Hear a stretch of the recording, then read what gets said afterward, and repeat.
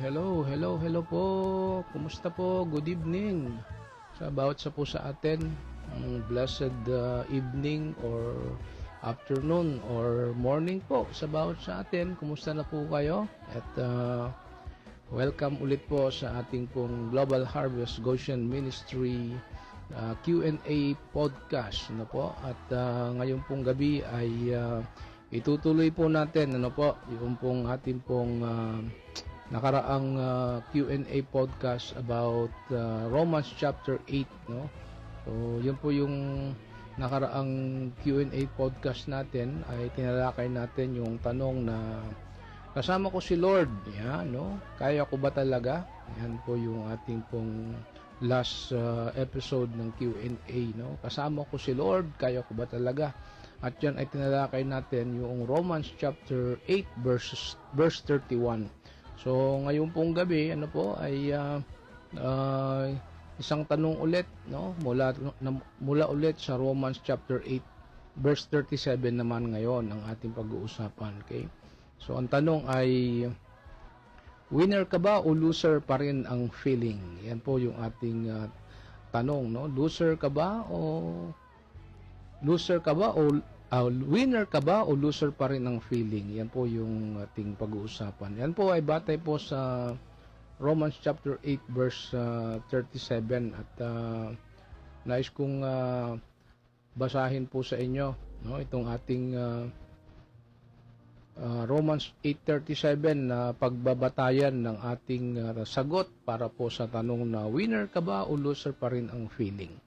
So Romans 8:37 says, "No, in all these things we are more than conquerors through Him who love us." Yan, no? So yan po yung ating pag-uusapan. Alam niyo po, aminin po natin, no? Kahit Christian na tayo, alam niyo may mga araw na parang feeling mo o parang pakiramdam mo talo pa rin, no? Saan? Talo sa stress, talo sa problema, talo sa mga bills, no? Talo sa sarili nating mga natawag nating mga struggles of life. So parang feeling natin, no? Ganun yung pakiramdam natin o feeling natin na talo tayo. Pero ang sabi po ni Paul sa Romans 8:37, ulitin ko po, sabi doon, "No, in all these things we are more than conquerors through Him who love us." So kung totoo yan, no, bakit loser pa rin ang pakiramdam natin minsan, no? Sinabi na nga ni Paul na we are more than conquerors. Pero as human being, sometimes, no, may pakiramdam tayo na parang talo tayo o hindi tayo umaangat o nagle-level up, sabi nga natin, sa ating mga buhay, no, sa ating mga pangarap. So ngayon pong gabi, pag-usapan natin ngayon kung ano ba talaga ang ibig sabihin ni Paul nung sinabi niyang more than conquerors. Yan, no? Minsan kahit sabi ko nga po, panalo ka na sa labas, may trabaho, may pera, may achievements, pero deep inside, no, parang talo ka pa rin, no? Parang may mga sitwasyon na bumabalik ka na naman doon sa mga bagay na parang naulit-ulit na alam mong nalagpasan mo na, pero parang bumalik ulit, no? Feeling natin ay ano ba yan? Nalagpasan ko na ito, pero parang feeling ko pa rin na talo pa rin ako dahil sa naulit na mga sitwasyon o pagkakataon sa buhay. So kasi hindi lang, alam niyo po, panlabas na tagumpay ang sukatan po ng tunay na panalo, no po. Alam niyo, may mga tao na, akala ng mundo winner, no? Pero sa loob nila, yun, no? Mayroong something wrong o mayroong problema. At meron ding iba na, alam niyo naman yun, simple lang po ang buhay, walang trophy, walang spotlight, no? Pero may kapayapaan, no? At kagalakan na na hindi matalo ng kahit sino. So, sila ang tunay na winners, ano? Kaya, siguro, magandang tanungin, ano po, ano ba talaga ang sukatan ng pagiging winner o champion o victorious, ano? So, again, sa Romans 8:37, sinasabi ulit, no? No, in all these things, we are more than conquerors through Him who love us. So, si Pablo, ibig sabihin, kahit anong sinasabi ni Pablo, kahit anong pagsubok, kahit anong laban, hindi lang tayo panalo, no? Lampas pa doon dahil kasama natin si Kristo. Now, as a backgrounder, tingnan natin to. Gusto ko pong makita natin muna yung background nitong Romans 8:37, no? Ang setting po nito, si Paul po is writing to believers in Rome, no? A mix of Jews and Gentiles who are facing hardships, no? Persecution, rejection, suffering.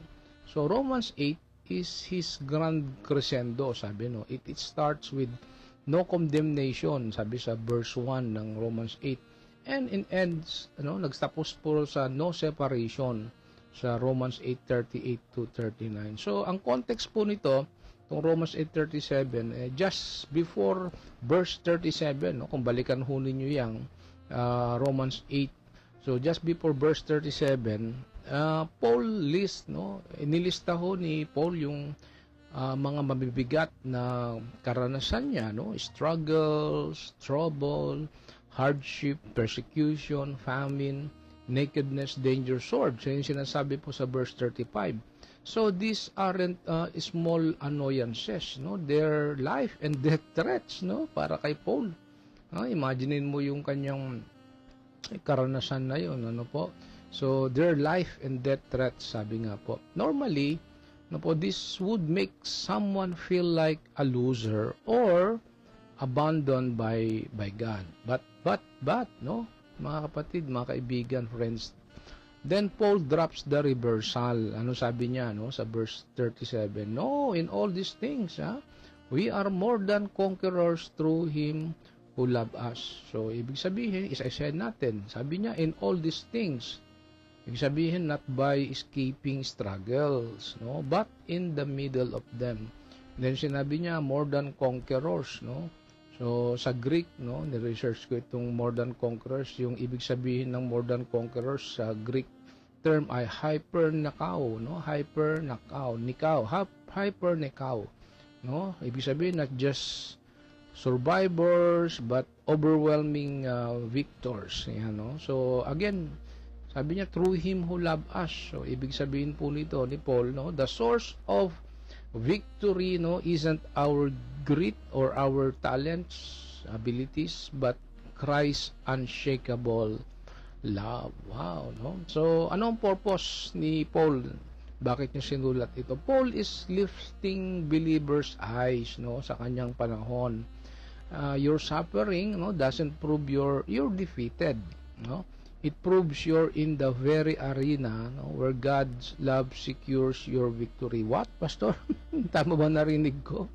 Ano po, na yung ating suffering, it proves you're in a very arena where God's love secures your victory. So, tingnan natin, Romans 8:37, again, is Paul's reality check. Ayan, sabi natin, reality check, no, for struggling believers. So, magandang minsan ay katulad ni Paul, no, nagkaroon siya ng reality check for struggling believers, no. Sabi niya, victory is not the absence of battles, no. It's the assurance, no po, that because of Christ's love, okay, the outcome is already decided. So, ngayong gabi, no, as a backgrounder lang po yan.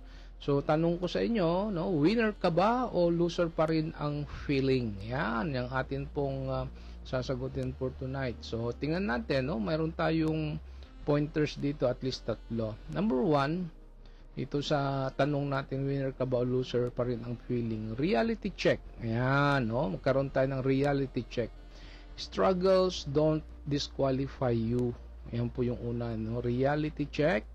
Struggles don't disqualify you. So, It means struggles, no po, brothers and sisters in Christ, friends. Struggles are often seen as proof that we're not good enough. All right?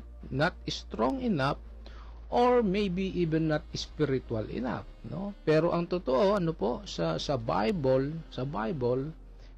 struggles are not a disqualification, okay?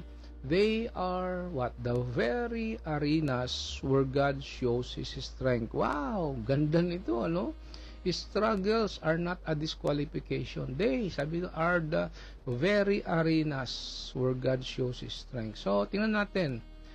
Unang-una, magkaroon tayo ng reality check. Struggles are normal. Okay? So, that's number one, na reality check, no? Struggles are normal. Paul himself admitted to having, sabi niya, a thorn in the flesh, no? Naalala ho ninyo siya na may tinik siya sa laman, sabi niya, thorn in the flesh. So even heroes like Paul, Apostle Paul, wrestled with doubt, fear and failure. So that's reality check number one. Number two, struggles don't erase your identity. All right? Struggles don't erase your identity. Kahit po nagkamali ka or nahirapan ka, hindi ibig sabihin po na hindi ka na anak ng Diyos. Ano po? So, struggles don't erase your identity. Number three, struggles can be your setup. Wow, matindi ito, no? Struggles can be your setup. Ano ibig sabihin nito, no? So, Romans 8:37 reminds us, no? Sabi doon, more than conquerors, ang sabi ni Paul, no? Not without battles, but through them. So, ibig sabihin po, ang laban, no? Ang laban, ang nagiging patutuo o patunay na totoo na panalo mo kay Kristo. Alright? Mayroon kang Panginoong Jesus, ano?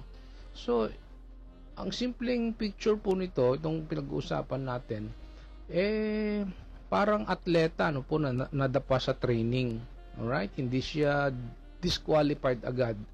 Actually, yung pagbangon po niya ang magpapatibay po ng kanyang championship form, no? Una sa lahat, tandaan natin, ang struggles, hindi ibig sabihin talo ka na. No? Si Paul po mismo, nagsabi po ng listahan. Ulitin natin, ano yung kanyang listahan? Na reality check niya sa buhay niya, tribulation o persecution, famine, danger, sword. Pero po sa gitna ng lahat ng yon, si Paul confident pa rin po siya. Amen? Confident pa rin po siya na sinabi niyang, we are more than conquerors. Wow, meron siyang kasiguruhan at may kapanatagan na sa gitna ng listahan ng kanyang mga maaring sa panahon ng mundo ay talo siya, di ba? So, pero sa gitna po lahat ng yon, and Paul confidently na sinabi niya, we are more than conquerors. So, ibig sabihin po, kung dumadaan ka ngayon, no, kapatid, kaibigan, kung dumadaan ka ngayon sa matinding laban, no, huwag mong isipin na ibig sabihin nito natalo ka na. Tama? Ano po? Struggles are part of the Christian life, pero hindi sila final word. Okay? So, point number 2. Okay? Source of victory. Sabi doon, through Christ, not through you. Yun, no? Source of victory po natin, not through Christ, not through you. So, ang source ng panalo natin po kay Kristo, no? Notice the verse, no? Romans 8:37. Sabi doon, through Him who loved us. So, hindi ito through my effort, hindi ito through my talent, through my everything na sinasabi mo, hindi through my hard work o through my ministry. Sabi niya ni Pablo, through Christ. So, ibig sabihin po, sa krus, di po ba? Tinalo niya ang kasalanan, kamatayan, at lahat ng humahadlang po sa atin. Kaya po, ang victory natin ay secured. Ano po? Hindi dahil galing sa galing natin. Right?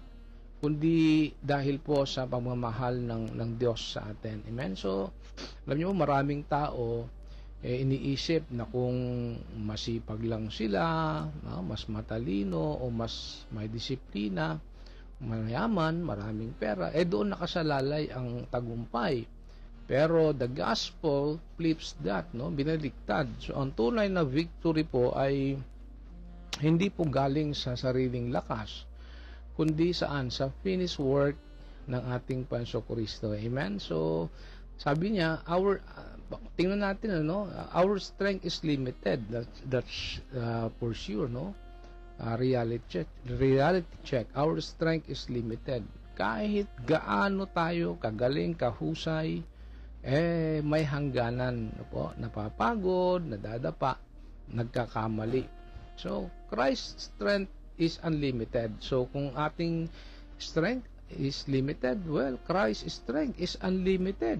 Amen? So, sa Romans 8:37 says, we are more than conquerors through Him who loved us. So, it's His love, no? The love of God, the love of Christ, through the power of the Holy Spirit, no? His cross, His resurrection, that secures the win. So, alam niyo po, mga kapatid, victory is a gift. Alright? Victory is a gift. Okay? Ito po ay regalo, yung tagumpay ay regalo ng Diyos. Hindi siya result ng performance natin, kundi ng presence po niya. So, ipicturein po natin ito. Parang basketball game, di ho ba? Kung mag-isa ka lang, talo ka talaga. Pero kung nasa team mo si Jesus, the undefeated champion, wow, automatic panalo ka. So, ang role mo, magtiwala, sumabay, sumunod. Siya po ang nagbuhat ng points, pero kasama ka sa celebration ng panalo. So, point 3, last, shifting mindset from victim to victors. Yan, shifting mindset. Ibahin naman natin yung ating pananaw from victim to victors, from victim to victors. Alam niyo po, many people live with a victim mentality. Lagi na lang iniisip, ganito na lang ako, malas ako, wala akong laban, wala akong panalo, wala akong breakthrough. Pero Romans 8:37 breaks that cycle. Iyo ba? Sabi doon in all these things we are more than conquerors through Him who loved us. Kaibigan, kahit may pagsubok, alright, hindi ka stuck bilang talunan. May bago kang identity. Ano yon? Conqueror. Wow! Conqueror through Jesus Christ. So, ano ba yung victim mindset, Ibig sabihin ng victim mindset, wala akong magagawa, yan ang mga salita. Kawawa ako, talo ako palagi, ganito na ako. Ayun po yung mga victim pa-effect o victim mindset. Pero ang isang victor mindset, yung kaisipan ng isang panalo, sinasabi, yes, may laban, sabi niya, pero kasama ko si Christ. Ayan, hindi ako lugmok, may pag-asa at panalo. So, alam niyo po, the shift, tingnan natin, it's not positive thinking, it's gospel reality. Hindi positive thinking, it's gospel. Ang tawag ko po dyan, gospel reality is glorious destiny na sinabi na po ng Panginoon sa atin, na sinasabi niya po sa Bible. Dahil po kay Kristo, kapatid, hindi mo lang binabago ang outlook mo, binabago niya ang buong identity mo. Amen? So, ang identity mo, wag mong identify sa word, sapagkat ang identity mo is in the word of the Lord. At ang identity po natin sa Panginoon, matibay, secured. Ano po? So, doon po dapat yung ating victor's mindset, hindi victim mindset. So, picture po natin, I-picture natin, parang, alam niyo yung contestant na akala niya, out of the game na. Pero nung, alam niyo, binuksan ang envelope, aba, surprise, nandun pala ang pangalan niya sa grand winner. Wow, ibig sabihin, the shift happens not because of his feelings, but because of the truth declared over him. Pero ito po ang challenge, no, sa ating lahat, no. Ito ang challenge po sa atin. Minsan, no, loser ang feeling kasi bakit? Nakapokus tayo sa feelings and emotions at failures natin, di ba? Sabi natin, naku, o kaya natatakot ka na mag-move on, mag-move forward, mag-level up kasi feeling mo, matatalo ka ulit, mabibigo ka ulit, madidisappoint ka ulit because of feeling of the past. Alam niyo po, ang ibig sabihin, more than conquerors ay mindset. Okay? Ulitin ko po ang sinasabi po ni Pablo sa Romans 8:37 na more than conquerors ay mindset. Ang ibig sabihin nito, na kahit may laban pa, panalo ka na. Parang basketball team na alam nang sila ang champion kahit may last game pa. So, ang difference lang po, no, si Jesus mismo po ang nagpanalo po sa atin. Amen?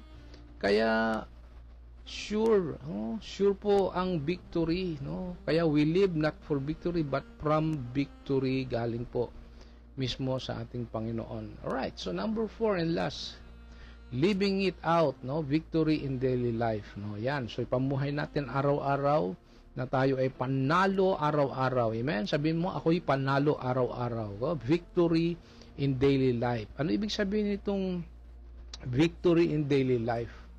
Alam niyo po, friends, living it out means translating the big truth of Romans 8:37 into small practical steps. Ano po? Victory is not just a Sunday slogan, no? It's a daily reality, no? Lifestyle.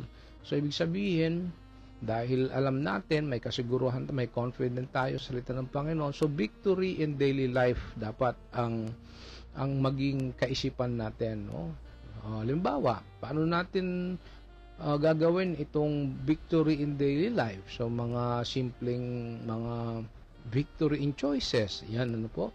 So pagtatagumpay sa mga choices natin, no? Kapag may tukso, no, pwede mong piliin si Kristo over compromise. Yan sinasabi nating victory in daily life, victory in choices. Alright?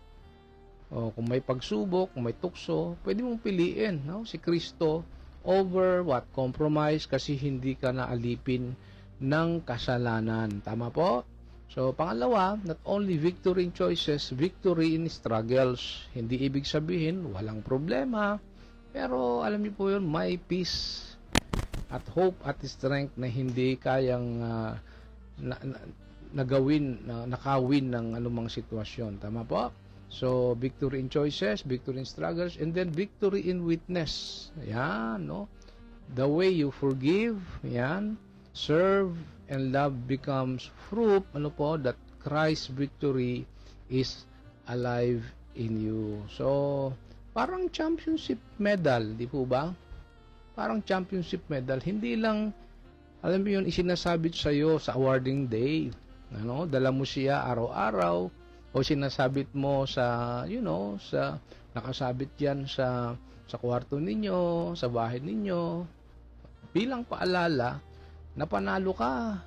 Amen? And every decision, every response is like, showing the word. So, yes, I'm living as more than a conqueror. So, paano natin nilalakad ang pagiging winner kay Kristo? Yan po, no? So, practical na makita natin na tayo winner kay Kristo. Una, hope kahit may failure. Yan, no? Hope, may pag-asa kahit na alam nating may kabiguan, no?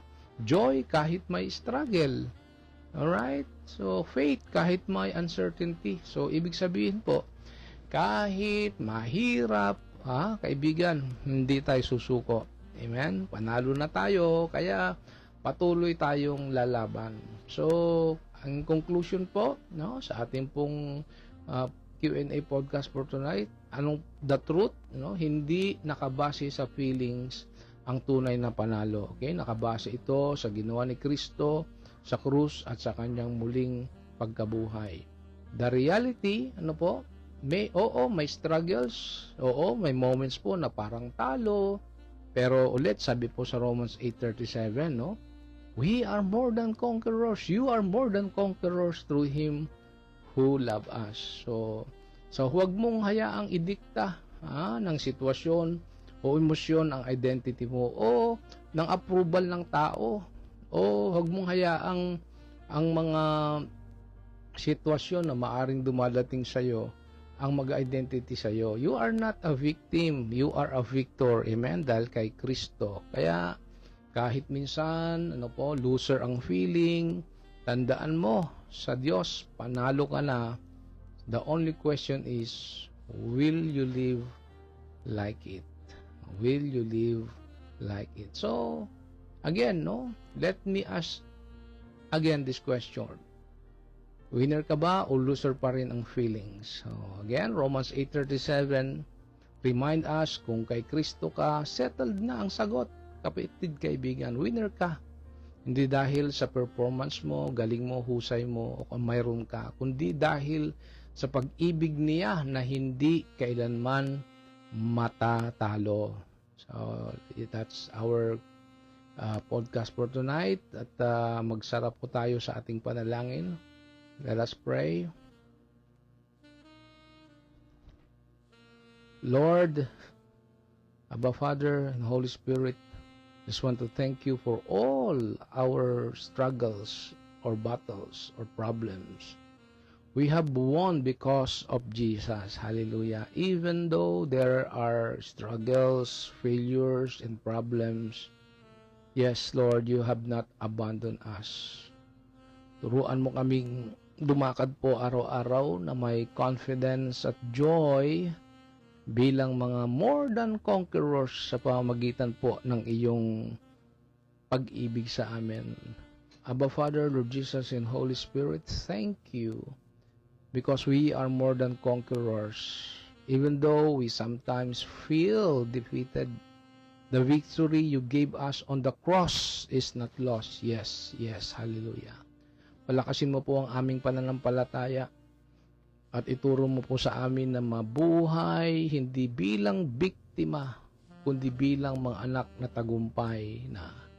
In every trial, Abba Father, Lord Jesus, and Holy Spirit, remind us that we are not alone. You our strength, and you are our victory. In Jesus' name we pray. Amen and amen and amen. Sige po, atin pong tanggapin ang pagpapala ng ating Diyos.